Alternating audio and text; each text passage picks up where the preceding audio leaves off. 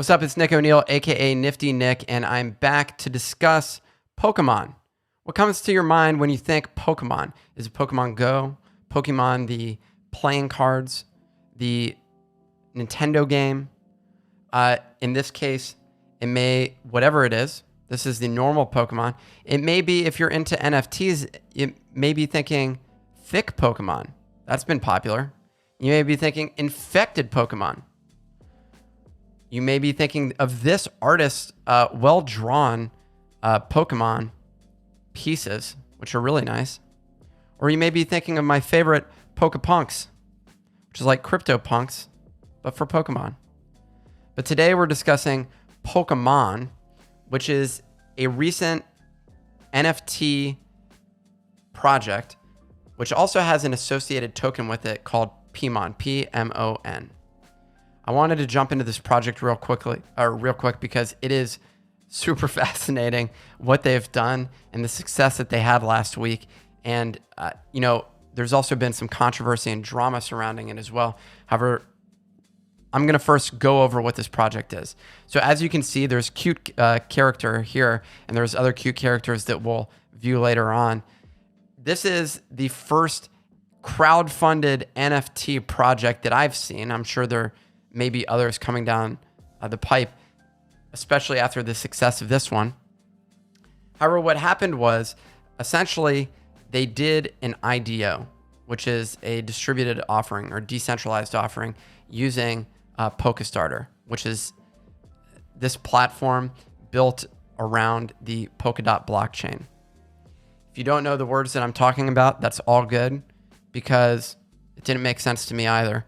However, Polkadot is an Ethereum blockchain association. They're a layer 2 platform, and essentially what they're attempting to do is make the exchanging of NFTs and other things easier and faster, which is a problem that everyone's familiar with Ethereum at the moment. Polkastarter is built on top of the Polkadot blockchain, and it's a way to raise money in a decentralized way. And all of the projects that have launched on here so far have all successfully raised capital. So the Pokemon project in particular is all about these uniquely designed characters.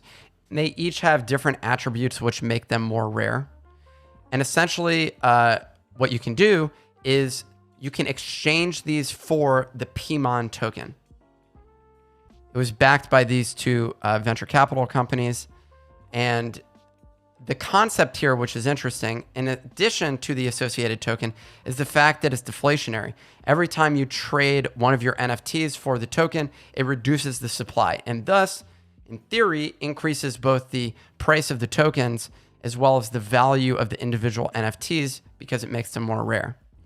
They also have the ability for you to stake your tokens. If you're not familiar with DeFi, essentially what that just means is hold on to your tokens in PMON and you'll gain rewards.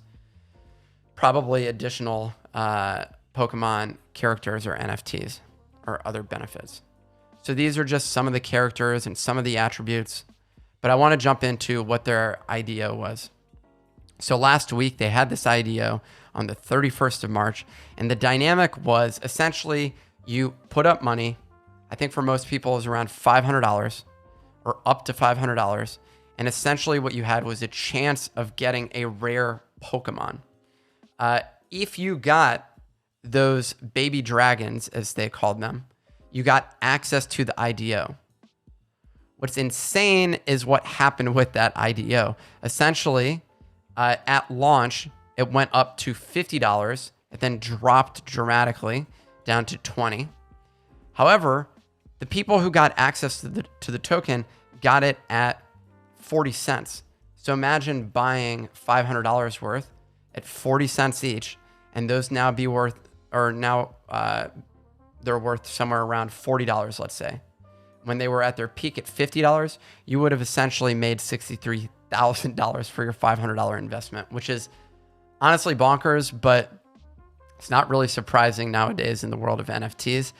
But it definitely backs the speculative nature associated with these and emphasizes the fact that a lot of these projects are partially a lottery. And from that regard, what's interesting about that, and what I wanted to bring up, Telegram associated with this project.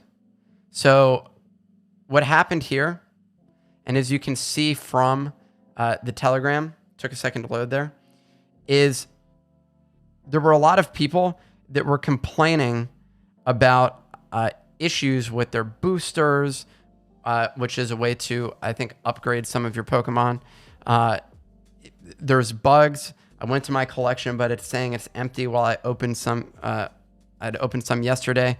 I had them in my collection. It's empty now. There's all sorts of issues and people calling them scammers and other stuff like that. And I think that's simply a reality of having a community of 36,000 people back your project and then seeing this price skyrocket in the hope that you can make money. It's interesting to see, however you view it. That said, what's also interesting is if you put $500 in and got one of these characters, but some of them are, worth $200 now, then you may not be happy. However, there appears to be, liquidity on OpenSea for these characters, and there's a lot of people selling them at the moment. I'm not sure of the total number of these that are available, but there's a decent amount. And all that it shows is this was one of the most fascinating ways to launch an NFT that I've seen in a long time, and they've did it successfully. Imagine having a team of artists, you're able to put together these characters, and based on what is essentially a fairly basic project, they have some designs, they have a mobile app where you can hold those characters, which is built in React Native, which if you're a developer worth your salt in JavaScript, you can go and learn React Native with Expo very quickly. They were able to launch this project in a few weeks and raise, $750,000, something like that, from this project. I think on PokeStarter specifically, it was only worth, $150,000, but that quickly went up in value, and now they have millions of dollars in liquidity on the Polkamon token, or with the Polkamon token. Which brings me to, so what is the price going to be of this? People end up asking, what is the forecast of this price, and would you invest in this token? Now, unfortunately, in this episode, I didn't bring on my crystal ball and my genie cap, although, I'm going to definitely bring that for a future episode.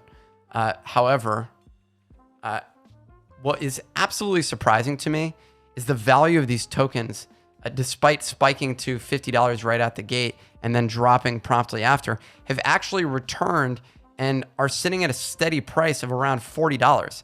It's shocking to me that this token has retained its value, considering the fact that they just launched last week, and many of these ICOs of 2017 back in the heyday, if you recall, resulted in a lot of projects making a lot of money and then promptly crashing after as people tried to sell off the tokens. However, given that this is hyper deflationary, as they've mentioned, which is some of these people may take their characters that are not rare, exchange them for the PMON token in an attempt to get more, or trade it again. I actually can see this token retaining and holding its value for a period of time. And so would I buy it? I'm not quite sure. I could see this going to $50 or $60 in the short term. Don't hold me to that. This is not investment advice. I do not own any of this token in particular. However, if you want to go speculate, I could see that happening as people burn through these tokens, and as more customers are happy, I could see them building a community of people that buy into this project. However, there's not a lot of utility to this right now. They literally are just NFTs, and these people came up with one of the most clever ways that I have seen so far to launch an NFT project. It's fascinating. I'm not an owner of it. If you happen to be an owner, please do comment below and let me know what your thoughts are. However, and if you're selling them on OpenSea, I have not made a purchase. I do think that they're incredibly cute. They're well designed. They all tend to have the exact same landscape though, which is a little weird. However, I do think that this is a really interesting project. So, check it out. Let me know what your thoughts are in the comments. And I'll cover more of these projects in upcoming episodes. But this is just another view of some of the really interesting NFT projects that are combining DeFi with them and providing liquidity.